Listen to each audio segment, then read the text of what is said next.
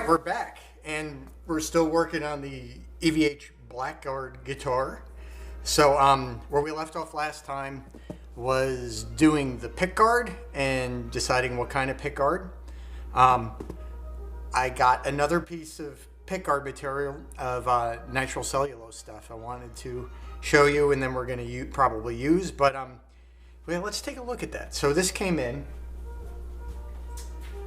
It's a little bit different than the this stuff that I had before. Let me get a white background for a quick second just so you can see it through the clear here. It's a little bit more, to my eye, it's a little more orangey yellow. I think it matches the guitar a little bit better, and especially when we put some backing material on it, right? So it's also a bit thicker than the stuff that I had before. I got this off of eBay. There's a guy that's been selling this stuff for a number of years, and it's actually really nice. You got to do some buffing, right? It comes basically in this sort of a finish, which is, you know, maybe drum sanded, it looks like, to thickness. Skived somehow. But yeah, so you got to do a little bit of buffing, but that's, you know, not a big deal. So we've got that, and then we wanted to compare that maybe to like a black pickguard. And I actually have one that is already cut that we could just sort of cheat and look at really quickly. That's on this other 80 guitar. Let me put this down and bring this guitar up. This guy right here, right? And this is a guitar I built a number of years ago, and the body pattern is exactly the same as the Balckguard guitar, right? The yellow one. This one I made the neck for. It's a really nice piece of bird's eye. I don't know if you can get a good look at that. Going up the headstock, the back of the neck, as I bang it into the desk lamp. All right.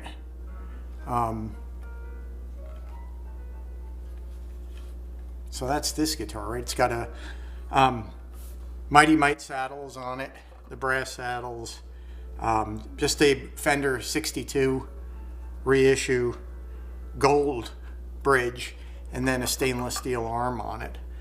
So we could just pull this pickguard off, and then we could put it up on our Balckguard guitar, right? So I'm just going to go ahead and take this pickguard off now real quick.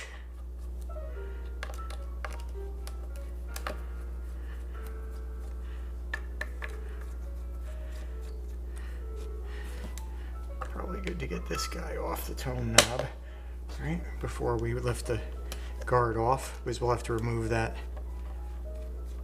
finger poker as well as the volume pot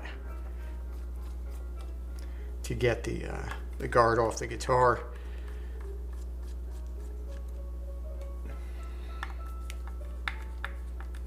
Yeah, so I'm thinking we're going to use silver background on this. So I kind of like the way the silver keeps it more yellow. When I tried something with the gold in the back, it really started to turn kind of dark, and it really didn't look very good. It didn't pop, right? So I figure that we should go with the silver background, and that'll just reflect the pure light straight through the guard and give it its true color. So we got to take this guy off, right? Of course, it's not that one. Let me grab another nut wrench here. I think it might be this one. Yeah. There we go.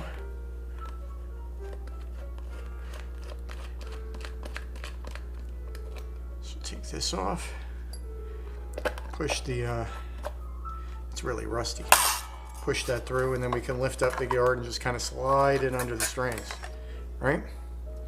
And there you have the guitar underneath there. So I'm going to move this out of the way.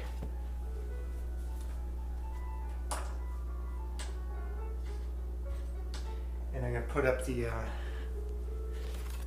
Balckguard guitar. And we'll just take a quick look at how it looks this way. All right, so there's the Balckguard guitar. Get it in the frame a bit. All right. And we could just slide this under the same way. And I got to take this off anyway because this pickup location is going to be the same. So it'll save me some time for measuring it once again. Where the location of the cutout should be relative to the routing of the guitar body, right? So that fits really nicely. All right, we'll position it probably like that. Lines up, nice. Maybe move it a little forward. Something like that, I would say, would be where it goes.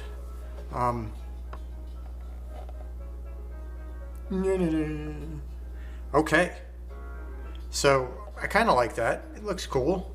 But I think the tortoise, right, is going to look a lot better. I think it'll be much more like a funky guitar here with the tortoise on there. All right, so let's make a pickguard. Right? Let's make the pickguard. I'm going to kind of pull this aside, and we'll be using this, as I said, for locating the humbucker route once we get the outline done on the guitar. Move this out of the way. I'm going to just really quickly screw these screws back in. I'm one of these nuts that likes the same screws going back into the same place. And also because these screws are all kind of different, I figured that Ed would have probably never had, you know, the same screws everywhere. All right, it's just been whatever was lying around. Probably would go on the guitar.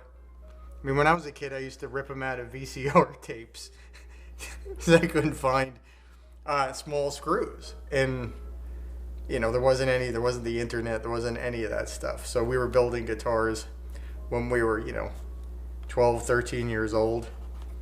And we just use whatever we could find that would actually just accomplish the task, right? We used to do all kinds of crazy stuff. We used to play through our parents' stereos, be able to get some actually pretty cool tones going through them. Overdriving the guitar with the, or overdriving the stereo system with a tape deck or a reel-to-reel player. It was pretty interesting. All right, so we're going to make this pickguard. So I have a template, right? And it's a plexiglass template that I made.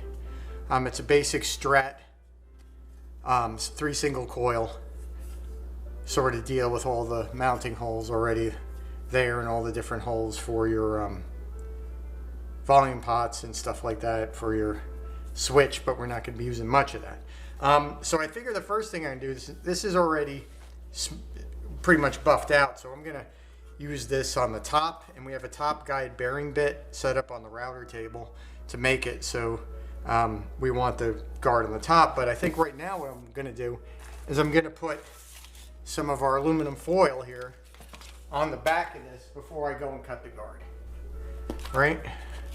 Let's just slice that little piece off, and that should make things a little bit easier to go through. We won't have to like struggle later with cutting the shield. This acts as a shielding sort of material as well from RF. Not that I think it's a huge deal, and I don't think every single guitar actually needs that. Helps in certain guitars for sure, but not every guitar is in need of massive amounts of shielding. Depending on the use of it, right? So we're going to just go and press it down, right? Get each piece cut, right? Yikes! I love it when I do this, right? The thing curls up like a pain in the ass. I'm going to do a slight overlap on each layer so that we don't have any gaps, right, for the light to sort of not poke through. And you can sort of see like how different that is, right? So I think it's going to look really cool. smooth it out, get our next piece cut.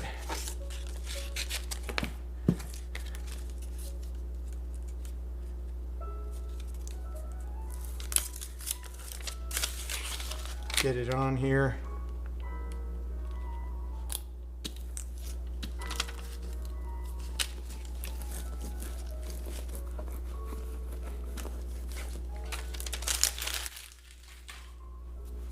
And this is just basically like flashing tape that you could get at a home center.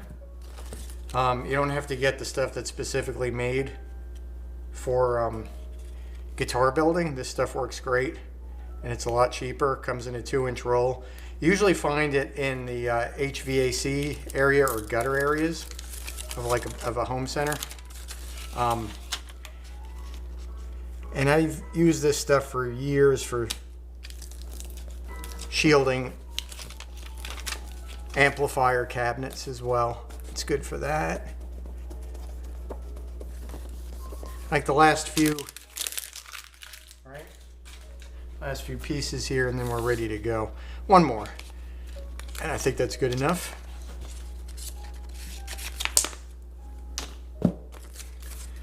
And then we'll go down and we'll basically cut the outline first of the shape of the pickguard on the bandsaw.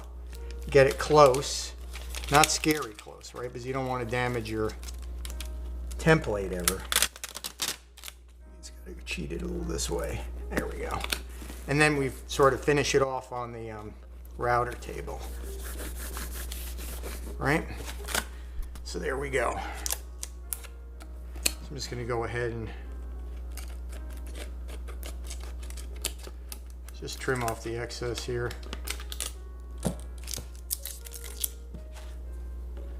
With my scissors.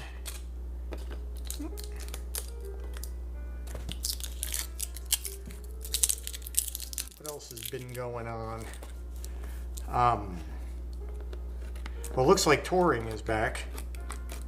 So a lot of bands are going out on the road, have been out on the road.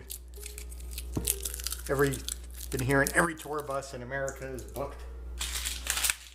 People are fighting over tour buses and semi trucks and backline equipment and lighting and all kinds of stuff to get out there.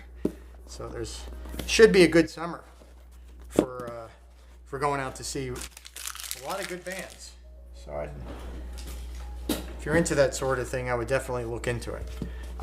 So now let's position this here pickguard, and we'll put it, something like that. So we attach it with double stick tape, right? And I have a roll of it here. This is actually used, I get this stuff at Golf Works, which is a supply store for building golf clubs, and this would be grip tape, 2-inch wide grip tape. So I usually just cut little strips like this, right? So you don't need to go and cover the whole friggin' thing with tape and waste all your tape and then have a nightmare. I mean, even these are a little wide. I should be cutting it a little bit tighter, right? And just go around the perimeter of the pickguard just to hold it in place.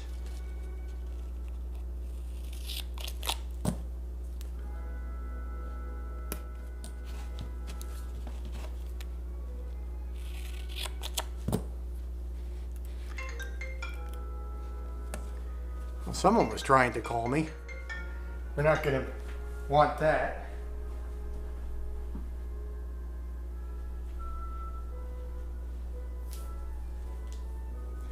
We're going to shut that down. Let's see.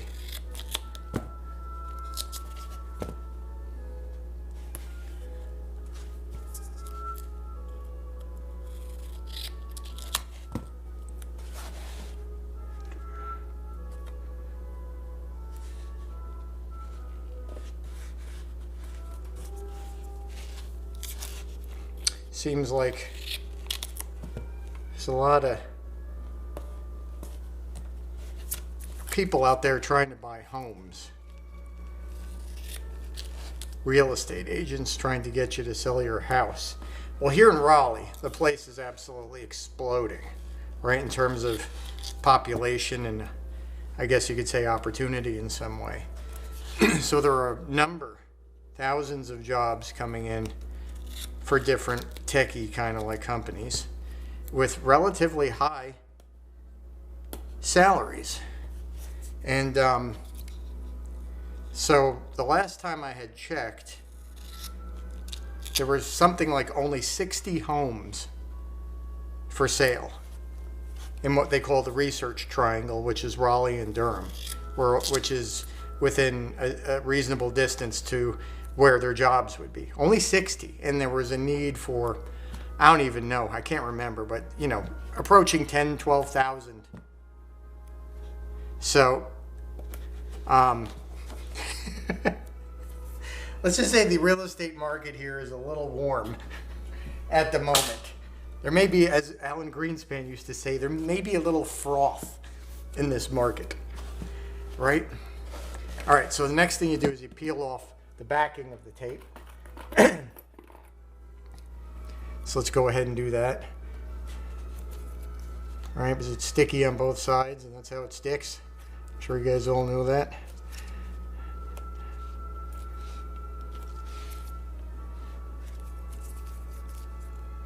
Get these out of the way.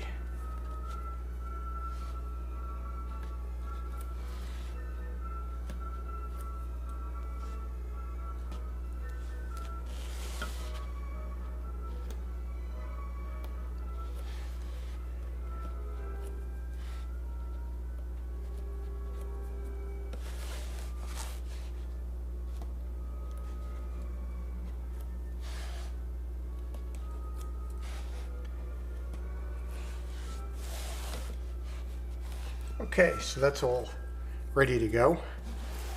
We'll locate it on our, let's flip it around, locate it someplace cool on the sheet.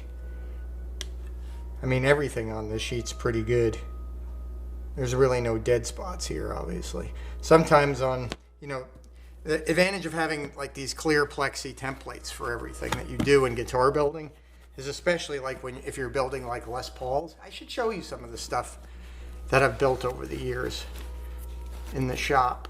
Some of it's pretty cool, but it allows you to really see where the grain is going to sit relative to the hardware, to the pickups, to the knobs. And if you find like interesting features in the wood you don't want to miss, you can see right through and pick up, oh, that flame right here is awesome. Make sure it goes between the humbuckers, things like that.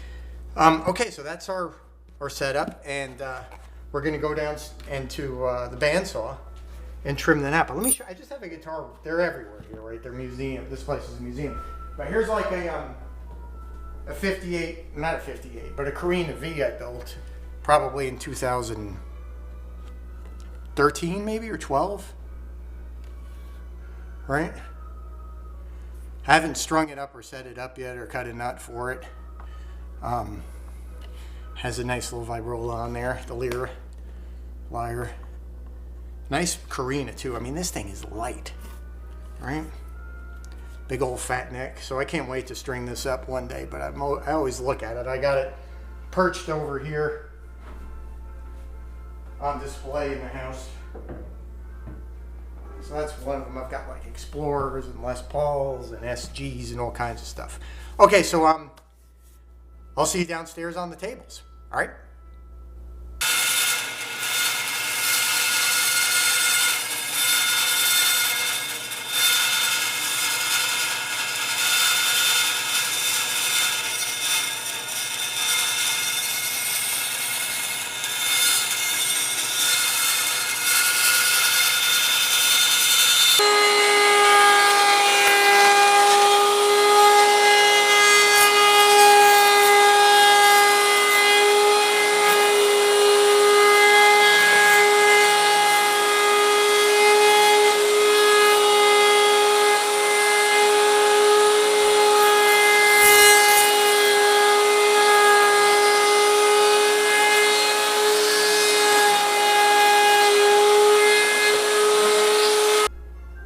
right, so we got all the cutting and routing done on the guy. We drilled our holes to mount the pickguard on the body. We have not drilled any of the pickup holes. For now, this is just staying as like, you know, the one humbucker kind of deal. It might be cool at some point to add in other pickups, but we can decide on that. I can always decide to put that in later. So now would be a good time to just take it off the template, right? So we're just gonna kind of separate it from said template. This can sometimes be a pain in the butt, but we got it. Okay, got a little trapped chips. Set that aside. Peel off the sticky tape.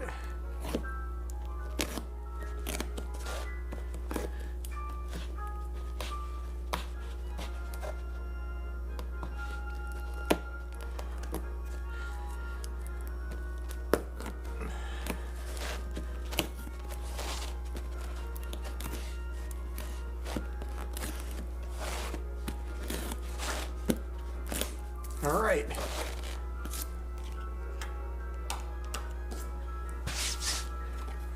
There we have it. Well, let's put it on the guitar, mock it up, see what it looks like.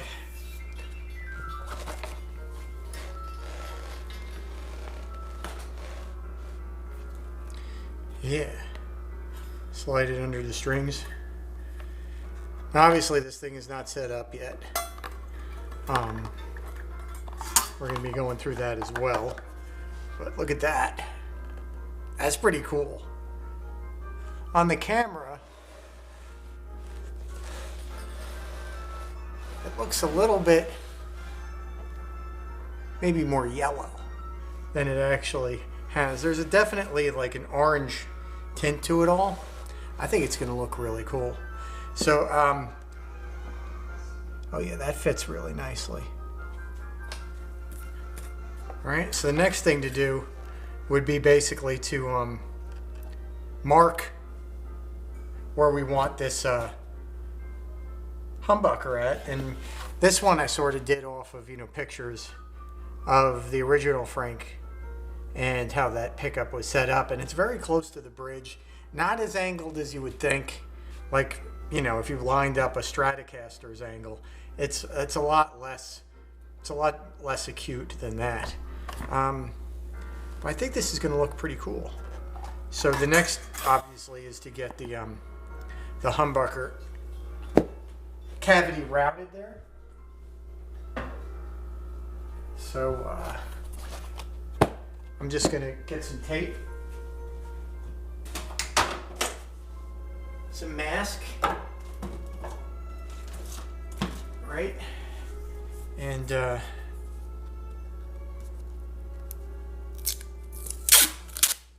get out my scissors, and I'm just going to mark it, basically.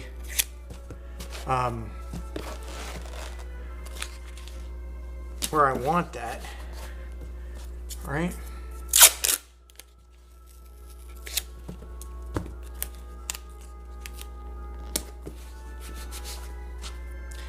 And I'm going to build up just a little bit of tape here and there.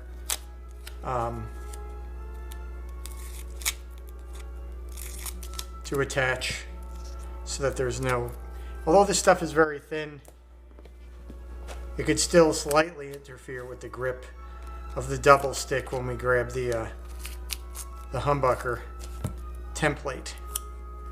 Right, so we'll just put this in a few places and that should be fine. Now we'll go ahead and grab a pen, right, a marker like this guy here. Get the thing all lined up, right?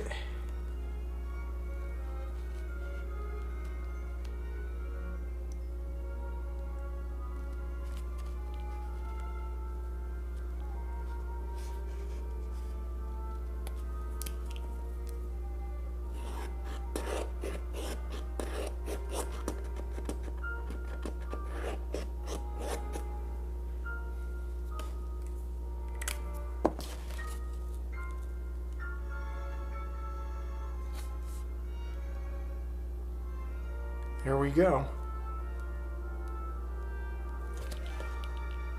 That should be just fine. All right, so what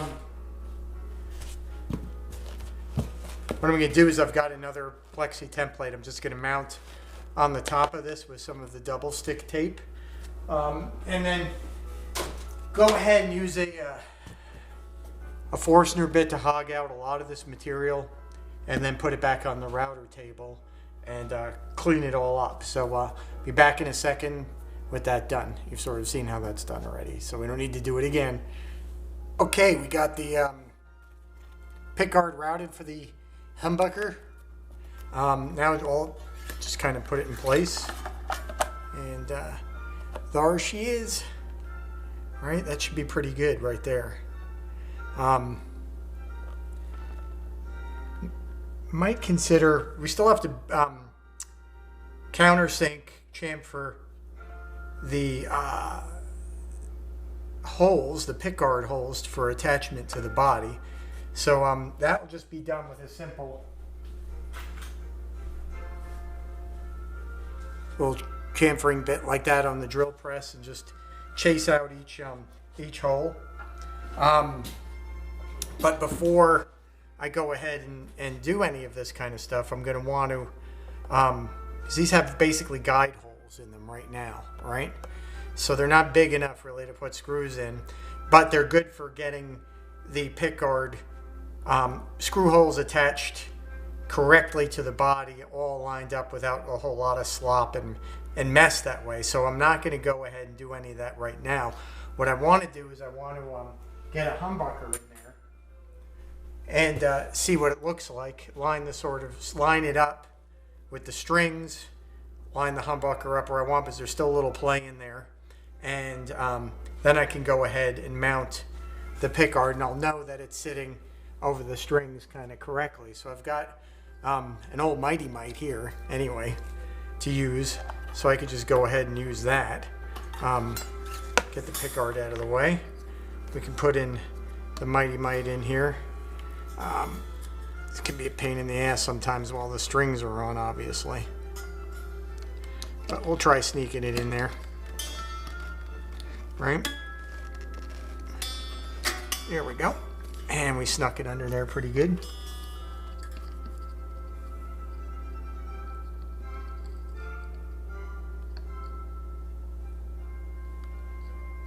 Okay, now we could go ahead and put the pickguard in. All right.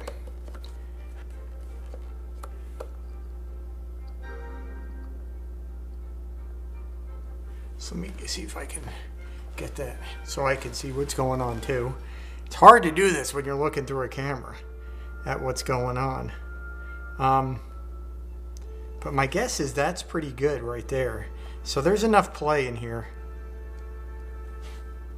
where I could pretty much just mount this pickguard right there, and we're not going to have any issues. So I'm going to grab some tape here, and I'm going to tape the pickguard into place, right?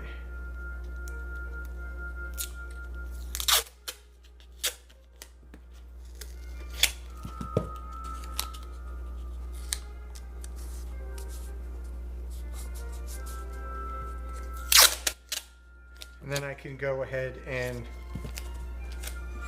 mark for the screw holes for the guard itself. Okay, that looks good.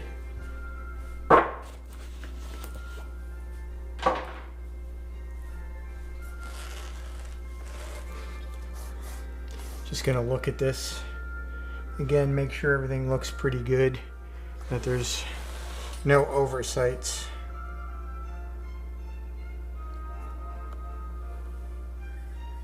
Strings are lined up, that's lined up. Okay, that looks good. All right, so then what will be done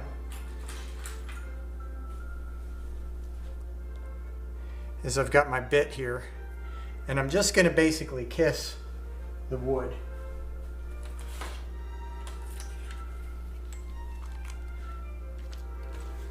luck would have it, my battery's not in my drill. All right, so I got the battery. It's charging. Ran out of juice last night, and I'm just going to go ahead and chase out these holes just a tiny bit, like I said. Just give the just give it a little kiss. All right, and then we'll go through with a smaller bit.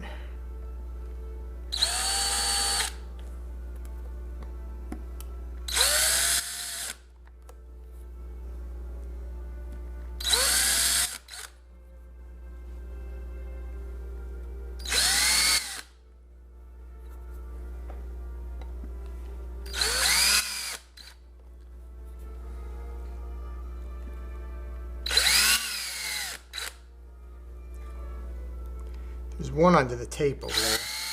I'm just going to have to go right through the tape. Just find it real quick. I believe that should be it right there.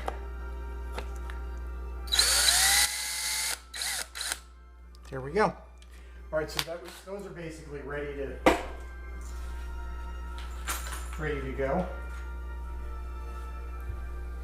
At this point, I think we can remove, just double check that I've got them all. Yeah, we can remove the tape.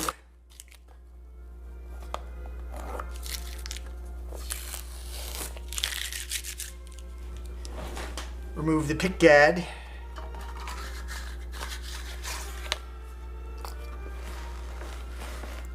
And take out said pickup, all right?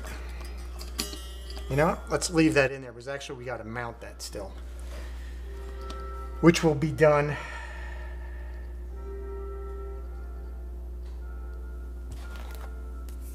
once we get this screwed on again.